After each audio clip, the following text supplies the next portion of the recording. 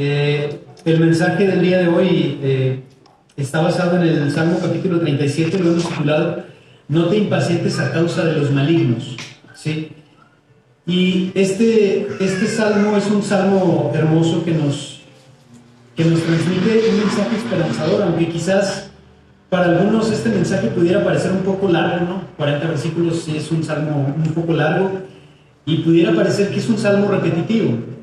Y yo creo que tanto la longitud como la repetición en este pasaje de la Escritura son intencionales, ¿sí? Por parte del autor. Porque por medio del uso del lenguaje da vueltas en círculos alrededor de una idea central que se repite una y otra vez a lo largo de estos 40 versículos.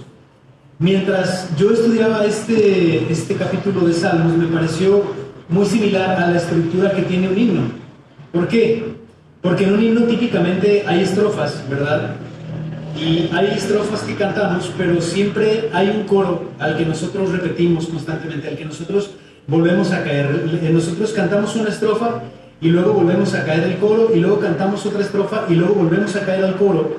Y el coro es la idea central de toda la canción. Pudiéramos resumir el himno completo con el coro, ¿verdad? Sin embargo, nosotros cantamos una estrofa, luego el coro, otra estrofa, y luego el coro, y el coro se está repitiendo constantemente. Entonces, así me pareció que este salmo está estructurado porque hay una idea que se repite constantemente. También me recordó aquella ocasión en la que los israelitas, que eran liderados por Josué, invadieron Jericó, ¿sí? Ellos rodearon los muros de Jericó, si recuerda, y ellos estuvieron dando vueltas una y otra vez alrededor de los muros de Jericó, hasta que en el séptimo día los muros de Jericó cayeron, si lo recuerdan. Y al igual que en esta historia, creo que este salmo da vueltas alrededor de una sola idea central con el propósito de derribar cierta actitud o con el propósito de derribar cierto comportamiento, ciertas ideas que llegamos a tener muy arraigadas. Si pudieron identificar cuál es esa idea central de este salmo. Esa idea central se encuentra desde el primer versículo. Vamos a ir al primer versículo. Solo la primera línea dice: no te impacientes a causa de los malignos. Creo, hermanos, que esa es la idea que se repite constantemente en todo el salmo. No te impacientes a causa de los malignos. ¿Por qué razón se da esa indicación en esta porción de la Escritura? ¿Por qué se impacientaría a alguien por causa de los malignos en primer lugar? ¿Cuál es la razón por la que una persona puede llegar a impacientarse a causa de los malignos, a causa de los que practican la maldad? Durante toda esta semana pasada Dios estuvo hablando personalmente a mi vida a través de este salmo, y me pareció importante compartir con ustedes la riqueza que yo personalmente he podido extraer con ayuda del Espíritu Santo de este pasaje, y me gustaría compartirlo con ustedes. ¿Les gustaría acompañarme a estudiar este salmo? Ahora, yo les he mencionado que el tema principal o el megatema del salmo es: no te impacientes a causa de los malignos. Y creo que este tema puede dividirse bien en 4 subtemas o 4 ideas que se repiten durante todo el salmo. Y estos son los 4 subtemas en los que vamos a estar estudiando en este salmo. Uno es la arrogancia que tiene el maligno. El segundo es el destino final de los malignos. El tercer subtema es la actitud que toma el justo. Y el cuarto subtema es la recompensa del justo. La verdad es que el tiempo el día de hoy no nos va a dar para ver estos cuatro subtemas, así que vamos a ver los primeros 2. Y primero Dios, si Dios nos presta la vida, dentro de un mes que me vuelva a tocar participar, vamos a concluir con la idea de este salmo, ¿sí? Entonces, vamos a ver en primer lugar que este salmo nos habla acerca de la arrogancia del maligno. Algunos recordarán que la última vez que me tocó predicar hablamos acerca del Salmo capítulo 1, y recordarán que nos parecía que el Salmo 1 hacía un contraste entre el que obra bien y el que obra mal, pero vimos que no es así. El contraste que se establece en el Salmo 1 es entre el que es salvo y el que no lo es. Y creo que esa misma regla se puede aplicar, o más bien se debe aplicar en este Salmo, porque la única manera en la que una persona puede ser considerado justo delante de Dios es si esa persona ha sido justificado delante de Dios por el mismo Dios. Si ha sido justificado por la sola fe, solo en Cristo. Solamente una persona en esta condición tiene el calificativo de ser justo, tiene el calificativo de haber sido justificado, si esa persona ha recibido verdaderamente a Cristo en el corazón. Por lo tanto, todos los demás seres humanos que no han sido justificados, que no han creído en el Señor, que no han creído en Cristo, entran en la categoría de los malignos. Así que cada vez que nosotros leamos el libro de Salmos, tenemos que entender eso. Tenemos que entender que aquella persona que no ha recibido a Cristo está siendo considerada como un injusto, como un pecador en el libro de Salmos. Sin embargo, este salmo va a describir la actitud de aquellos que abiertamente son perversos, aquellos que abiertamente son malvados, para establecer una clara diferencia entre ellos y los justos, para establecer un claro contraste entre aquellos y los que han sido justificados por el Señor. Es decir, nos va a hablar del caso más evidente, pero esto no significa que el maligno tenga que cumplir con todas estas características. Y creo que vamos a entenderlo un poco mejor conforme vayamos avanzando en el Salmo. Entonces, hermanos, cuando los salmos nos hablan del justo, no hablamos del que simplemente obra bien, no hablamos del que simplemente se porta bien, sino que estamos hablando del creyente que ha nacido de nuevo gracias a la obra del Espíritu Santo. Así como cuando hablamos de los malignos, no nos referimos solo a los que llegan al colmo de obrar mal, ¿verdad? Solamente a los que son muy perversos, completamente perversos, sino a todos aquellos que no se han arrepentido de sus pecados delante de Dios, que no han recibido la salvación a través de Cristo. Y este salmo entonces nos va a hablar de los que son abiertamente impíos, de cómo se comportan ellos. Se hace un énfasis marcado en su arrogancia, manifestada en su deseo por pisotear a otros como un medio para alcanzar sus propósitos. Y me gustaría que leyéramos los versículos 12 al 14 del Salmo 37. Salmo 37, 12 dice: maquina el impío contra el justo y cruje contra él sus dientes. Versículo 14: los impíos desenvainan espada y entesan su arco para derribar al pobre y al menesteroso, para matar a los de recto proceder. Vemos aquí en estos dos versículos que el impío tiene un odio natural por las cosas espirituales y por todo aquel que busca obedecer a Dios. Siente un profundo menosprecio por los justos y busca constantemente formas de destruirlos. Esta destrucción, claro, puede ser física, ¿verdad? Como el caso de los hermanos que son perseguidos en diferentes partes del mundo. Incluso en el sur del país actualmente hay persecución, ¿no? Acerca o hacia los cristianos, hacia los evangélicos. Pero no solamente tiene que ser una persecución física, sino que esta también puede ser una persecución o puede ser una destrucción moral, ¿sí? Involucrando la reputación, la autoestima y la dignidad de aquellos que profesan ser hijos de Dios, de aquellos que profesan una fe genuina en el Hijo de Dios. Porque, hermanos, nunca falta el compañero de trabajo, ¿verdad? El amigo, entre comillas, el jefe, el vecino, el familiar o cualquier persona con la que el creyente tiene contacto, que se la pasa buscando formas de hacerle tropezar, de hacer tropezar al creyente, de arrinconarlo en algún truco moral para decir: ahí está, no que muy creyente, no que muy santo. ¿Sí les ha pasado? Que siempre está esa persona que está buscando de qué forma hacer tropezar al creyente. Como una compañera de trabajo me dijo alguna vez: sí, yo creo en Dios, yo soy cristiana, pero no soy así tan fanática, refiriéndose a mí, ¿no? Hermanos, obedecer a Dios, procurar la santidad y buscar relacionarse con Él no es fanatismo. Más bien, eso es lo mínimo que un creyente debe procurar, obedecer a Dios, es lo mínimo que debemos procurar hacer. Pero al injusto eso le choca, eso le repatea.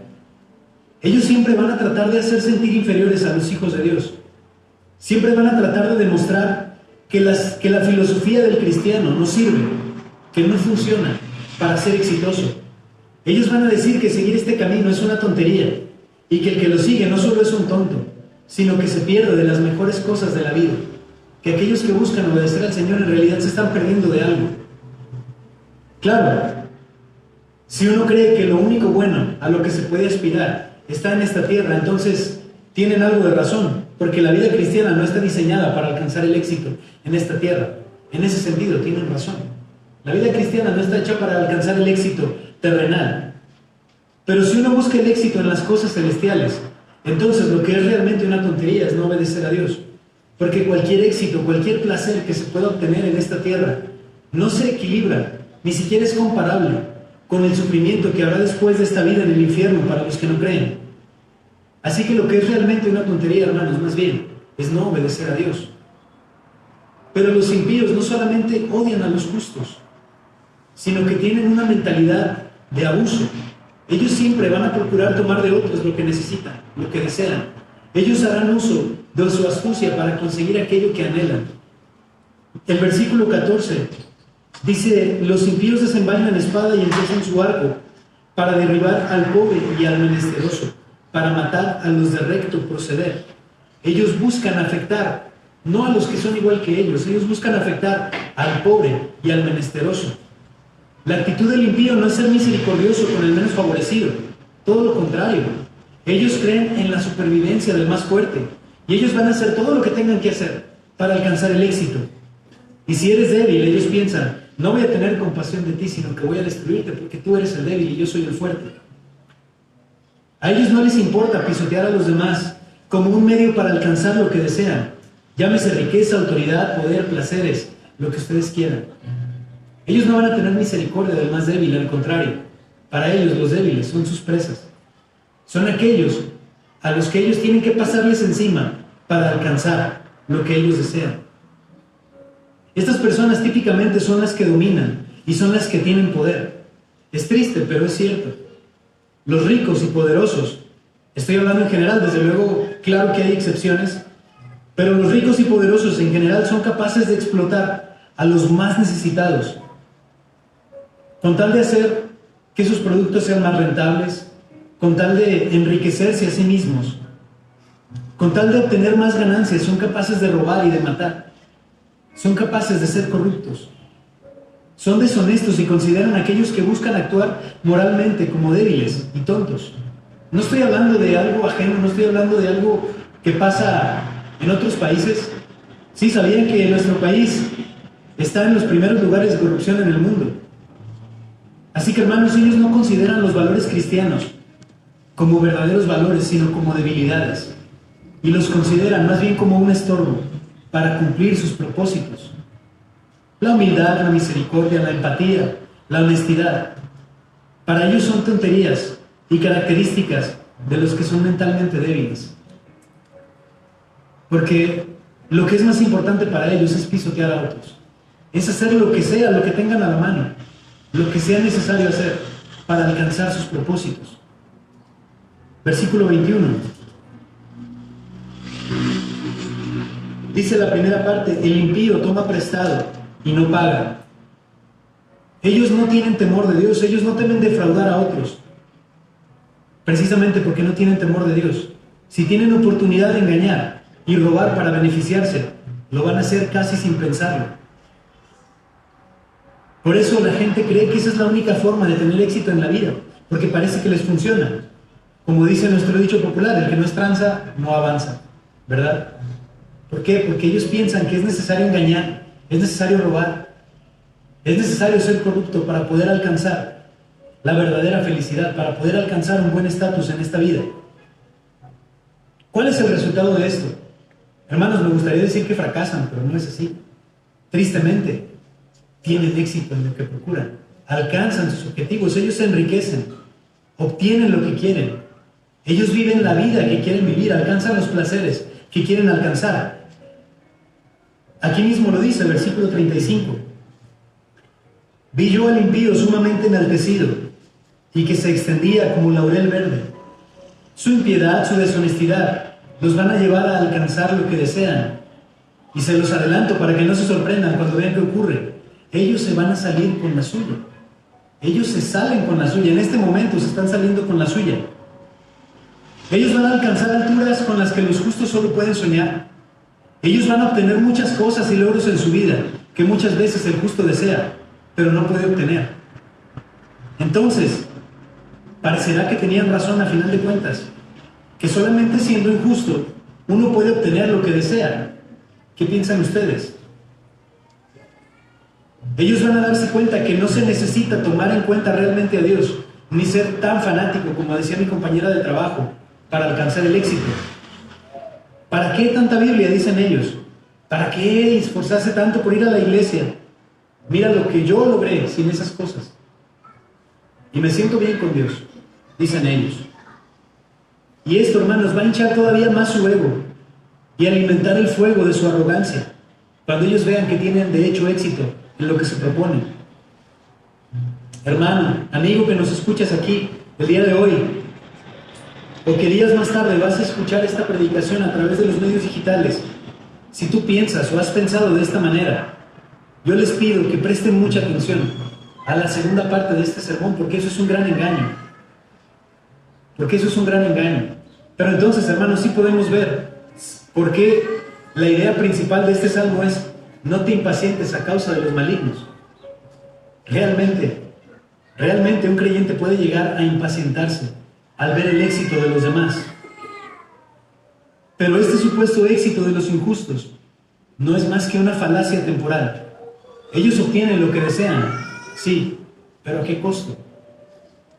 ¿Y cuánto dura ese éxito? Por eso, hermanos, la segunda cosa de lo que nos habla este salmo es precisamente cuál es el destino final de los malignos. Por un lado, hemos visto que los malignos de hecho son arrogantes porque de hecho tienen éxito en lo que se proponen, porque de hecho alcanzan sus metas, alcanzan sus objetivos. Por eso ellos son arrogantes. Pero la Biblia también nos habla de que hay un destino final para todos aquellos que no se humillan delante de Dios, que no se arrepienten de sus faltas. De nuevo, al hablar de los malignos, no estoy hablando solo de los que son abiertamente malvados. No estamos hablando de Hitler solamente, ¿verdad? No estamos hablando de Nerón. No estamos hablando de algún político corrupto, algún líder de la mafia. Debemos reconocer, hermanos, que todos tenemos o hemos tenido alguna de las actitudes, algunas de las características que he descrito anteriormente. Todos nosotros hemos llegado a pensar, al menos en algún punto hemos llegado a pensar de esa manera. Debemos reconocer, hermanos, que no somos perfectos y eso nos hace culpables delante de Dios. Por lo tanto, si no tenemos a Cristo en el corazón, entonces nosotros cabemos en esa descripción de los malignos que nos habla este capítulo. Y nuestro destino será el mismo que ellos, si no nos hemos arrepentido, si no hemos entregado nuestra vida al Señor Jesús. Lo primero que nosotros podemos observar acerca de estas personas es que su éxito es efímero y su éxito termina en esta vida. Es decir, no trasciende más allá de esta tierra. Y voy a leer 3 versículos en el mismo Salmo 37. Versículo 2 dice: porque como hierba serán pronto cortados, y como la hierba verde se secarán.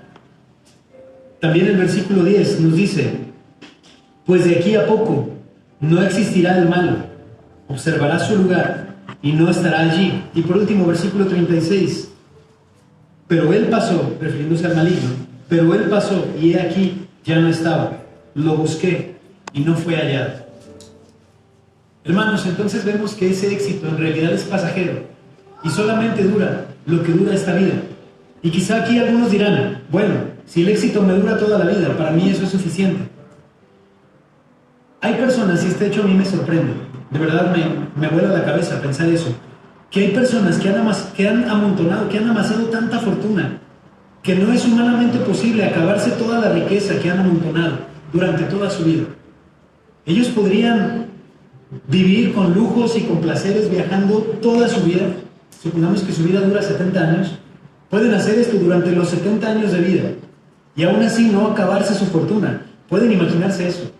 Pueden imaginarse la cantidad de fortuna que ellos han amasado. Bueno, ellos tienen asegurada toda una vida de lujos y placeres y ellos podrían alegar que no necesitan nada más. Si esos placeres me van a durar esta vida, bueno, para mí es suficiente. Tú dices que me va a durar toda la vida y se va a acabar al final de mi vida, bueno, para mí es suficiente, yo con eso soy feliz. Pero déjenme plantearles un ejemplo, hermanos, para que entiendan la necedad de esa forma de pensar. Quiero que se imaginen que compramos muchas cajas de cerillos, ¿sí? Cerillos para la cocina. Y nosotros empezamos a poner un cerillo detrás de otro en la calle, ¿no? Empezamos a poner un cerillo detrás de otro en línea recta. Y así lo hacemos, uno tras otro, hasta que logramos darle la vuelta al diámetro de la Tierra, ¿sí? Logramos darle toda la vuelta a la Tierra y dividimos justo la Tierra a la mitad. usando cerillos, ¿sí? ¿Pueden imaginarse eso? ¿Cuántos cerillos creen que se necesitan para lograrlo? Bueno, esta vida comparada con la eternidad es similar a comparar un solo cerillo contra toda la cantidad de cerillos que se usaron para darle la vuelta al planeta Tierra. Y aún así, hermanos, no es un ejemplo adecuado, porque la eternidad es infinitamente más extensa que el diámetro de la Tierra. Tener como prioridad las cosas de esta vida, limitarnos a pensar en las cosas de esta vida, es similar a que cuidemos un solo cerillo y perdamos todos los demás. Así que el éxito de los malvados no trasciende esta vida, no trasciende esta vida, y eso es un verdadero desperdicio. Estamos echando por tierra toda la eternidad por preocuparnos por un pequeño cerillo. Me gustaría que leyéramos en Mateo capítulo 6.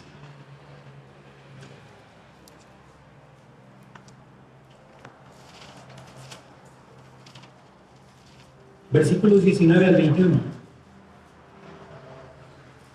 Dice: no os hagáis tesoros en la tierra, donde la polilla y el orín corrompen, y donde ladrones minan y hurtan, sino haceos tesoros en el cielo, donde ni la polilla ni el orín corrompen, donde ladrones no minan ni hurtan, porque donde esté vuestro tesoro, allí estará también vuestro corazón.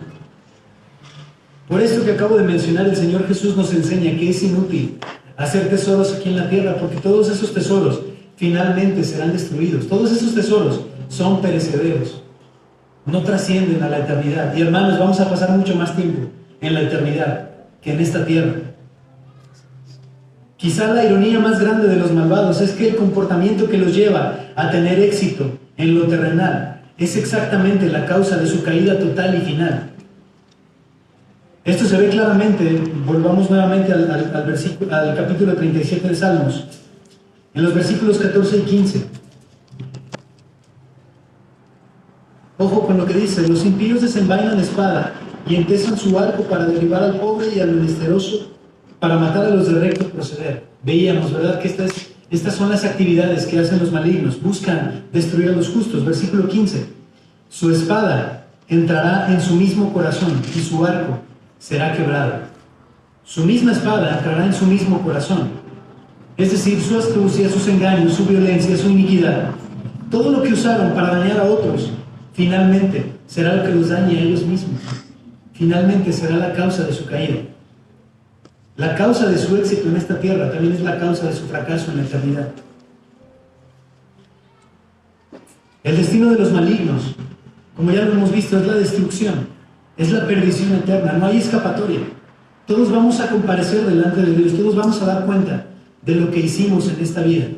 Y los que no tienen a Cristo no van a tener argumentos en el día del juicio. No van a poder decirle a Dios: mira, yo he sido muy bueno. Porque si nosotros hemos fallado en una sola cosa, a la ley de Dios, nosotros somos culpables delante de Él. Versículo 12: maquina el impío contra el justo y cruje contra él sus dientes. El Señor se reirá de él porque ve que viene su día. El Señor se ríe de los malvados. Ellos están envanecidos, ellos están en su arrogancia, ¿no? Bien parados en su arrogancia. Pero dice que esto hace reír al Señor. Esto hace reír a Dios.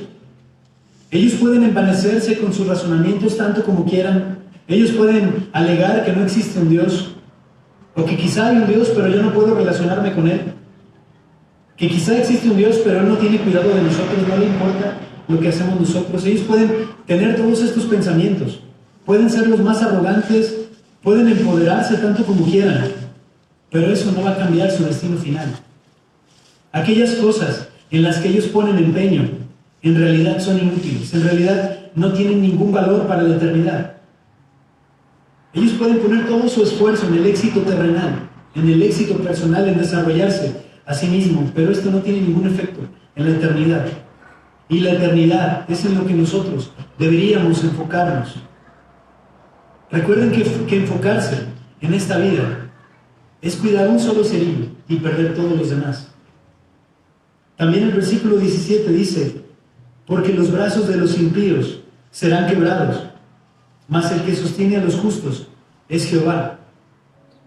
Los malvados se sostienen a sí mismos, se aferran a sus vanidades, se aferran a sus logros, Se aferran a lo que han hecho en sus vidas. Eso es lo que tiene valor para ellos. Y todo aquello que han construido, todo aquello que han logrado, no les servirá de nada en el día final, porque no podrán sujetarse a esas cosas. Sus brazos serán quebrados y no van a tener la capacidad para sujetarse a estas cosas. Ellos van a caer sin posibilidad de sujetarse. Pero a los justos, dice aquí en el versículo 17, los sostiene el Señor. Por tanto, ellos no temen la caída. En el día final el impío caerá sin poder sostenerse de nada, pero el justo será sostenido y sustentado por Cristo. Y aún otra de las grandes ironías del injusto es que aquello que procuraba y aquello que anhelaba en su vida terrenal, en aquel día, ¿sabe qué? Finalmente será entregado en manos de aquellos que él consideraba débiles y tontos. Él buscaba la prosperidad, él buscaba el estatus, él buscaba la posición. Pero esas cosas van a ser entregadas en manos de aquellos que sí dedicaron sus vidas a hacer tesoros en el cielo. Versículo 22. Dice, porque los benditos de él heredarán la tierra y los malditos de él serán destruidos. El injusto buscaba tener muchas posesiones y habitar la tierra, lo que al final le va a ser quitado a él y le va a ser entregado al justo. Esto lo podemos interpretar como el estado del hombre justo en la glorificación final, donde dice la Biblia que ya no habrá más dolor, no habrá más sufrimiento. Y esa plenitud y esa abundancia que tanto anhelaba el injusto, la tendrán los hijos de Dios. Porque dice la Biblia que somos coherederos con Cristo. Si nosotros verdaderamente hemos recibido a Cristo, somos coherederos con Él. Vamos a Romanos, les invito a que vayamos al libro de Romanos, capítulo 8.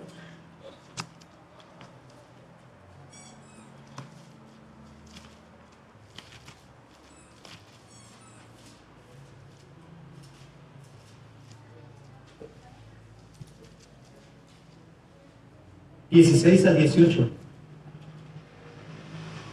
El Espíritu mismo da testimonio a nuestro espíritu de que somos hijos de Dios. Y si hijos, también herederos, herederos de Dios y coherederos con Cristo. Si es que padecemos juntamente con Él, para que juntamente con Él seamos glorificados. Pues tengo por cierto que las aflicciones del tiempo presente no son comparables con la gloria venidera que en nosotros ha de manifestarse. Así que, hermanos, la Biblia enseña que los hijos de Dios son coherederos con Cristo. Son coherederos con Cristo. El éxito terrenal no tiene ningún valor en la eternidad. Pero si nosotros venimos al Hijo de Dios, entonces el éxito en la eternidad está garantizado. Y no solamente un éxito pasajero, sino el ser hechos coherederos con Cristo. Volvamos al capítulo 37 de Salmos.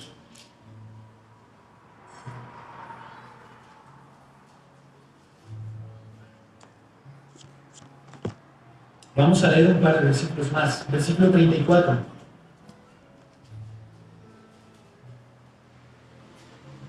Espera en Jehová y guarda su camino, y Él te exaltará para heredar la tierra. Cuando sean destruidos los pecadores, lo verás. Hermanos, el que procuraba ser arrogante, el que procuraba ser enaltecido, será grandemente humillado en el día final. El que buscaba las alturas finalmente caerá, y el justo será testigo de su destrucción. Su arrogancia en la tierra duró un instante, pero su humillación será eterna. Por eso aquí dice, cuando sean destruidos los pecadores, lo verás, el justo va a ser testigo de cómo cae el injusto. Versículo 38. Mas los transgresores serán todos a una destruidos, la posteridad de los impíos será extinguida.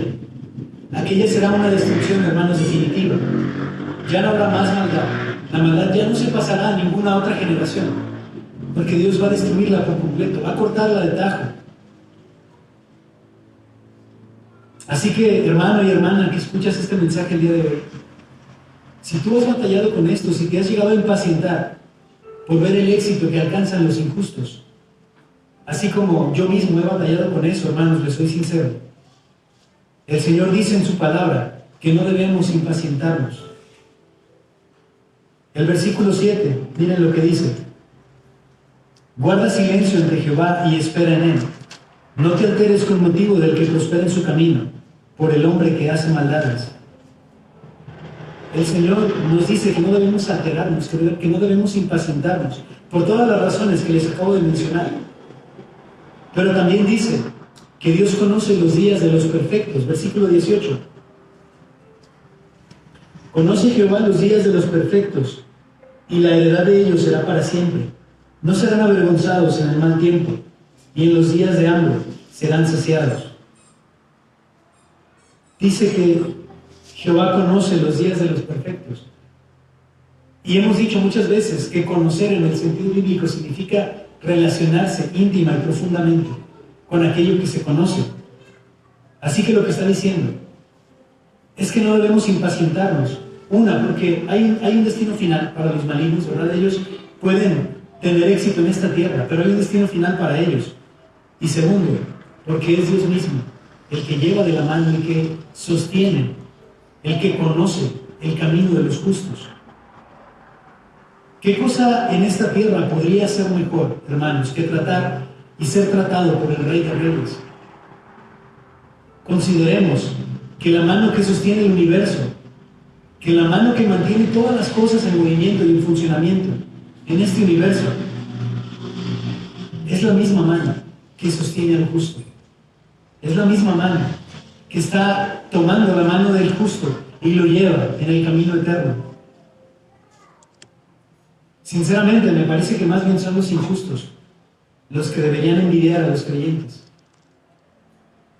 porque es el mismo Dios el que los lleva de la mano en este camino. Así que, hermanos, nosotros no debemos impacientarnos, no debemos llegar a alterarnos por causa del que tiene éxito. De repente llegamos a pensar, ¿no?, que el camino o aquellas personas que obran mal finalmente les va a ir mal, pero vemos que incluso la Biblia señala que en esta tierra ellos van a tener éxito, pero nosotros no debemos impacientarnos, porque nosotros no buscamos las cosas terrenales, sino las espirituales. No el éxito en esta tierra, sino el éxito que trasciende, el éxito celestial. Algunos enseñan que como creyentes debemos tener éxito aquí, en la tierra, pero en toda la Biblia yo veo que se nos enseña otra cosa. Que el éxito en esta tierra no está garantizado para el Hijo de Dios, pero el éxito en lo celestial, en donde, como ya vimos, vamos a pasar mucho más tiempo que en esta tierra. Allá sí tenemos el éxito garantizado si nosotros verdaderamente creemos en Cristo. Mateo capítulo 6. Vayamos allá una vez más. Mateo capítulo 6.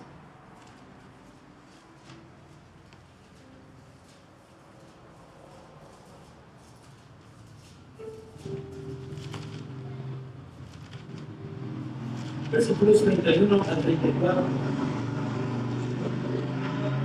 No os afanéis pues diciendo, ¿qué comeremos? ¿O qué beberemos? ¿O qué vestiremos? Porque los gentiles buscan todas estas cosas, pero vuestro Padre Celestial sabe que tenéis necesidad de todas estas cosas. Mas buscad primeramente el reino de Dios y su justicia, y todas estas cosas os serán añadidas. Así que no os afanéis por el día de mañana, porque el día de mañana traerá su propio afán. Basta cada día su propio mal.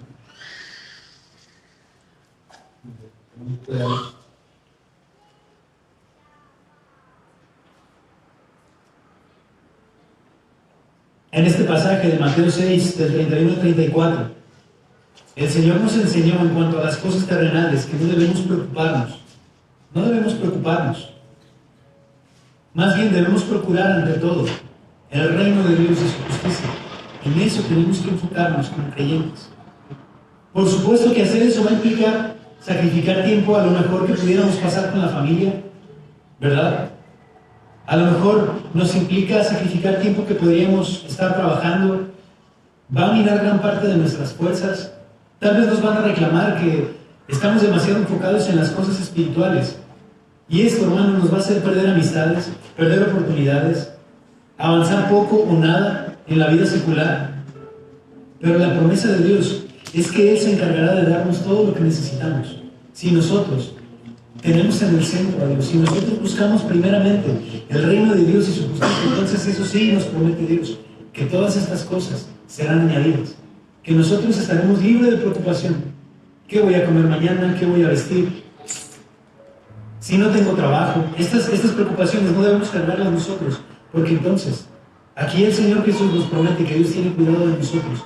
Si buscamos primeramente el reino de Dios y su justicia, todo lo demás vendrá por añadidura. Colosenses capítulo 3. Y con esto quiero terminar. Colosenses capítulo 3.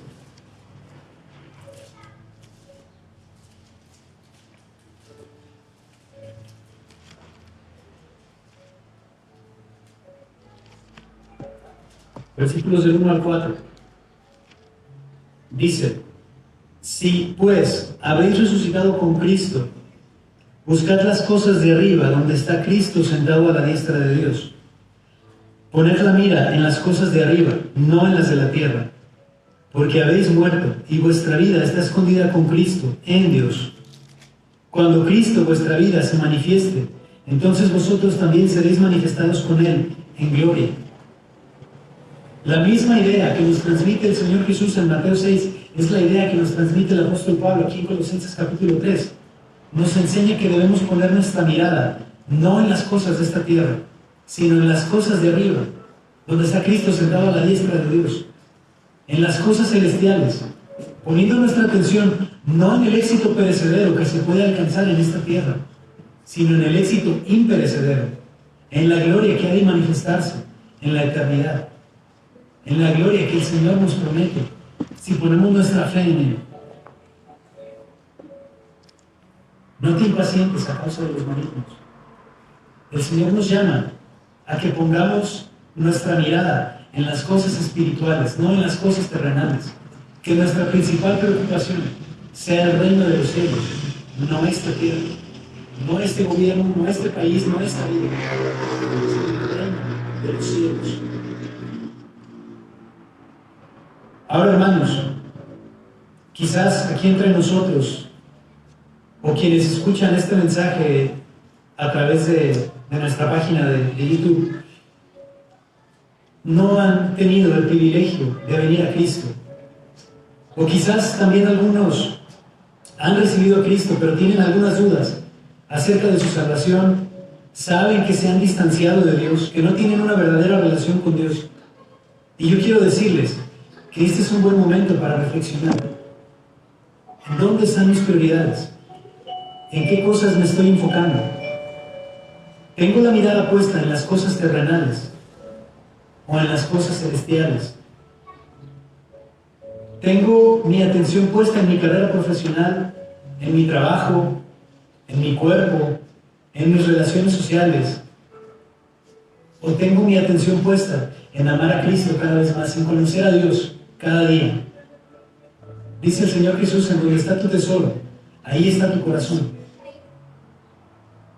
Y si ese es tu caso, yo te invito a que vengas a Cristo y busques el éxito imperecedero, el éxito eterno, el cual solamente se puede obtener por medio de la fe solo en Cristo.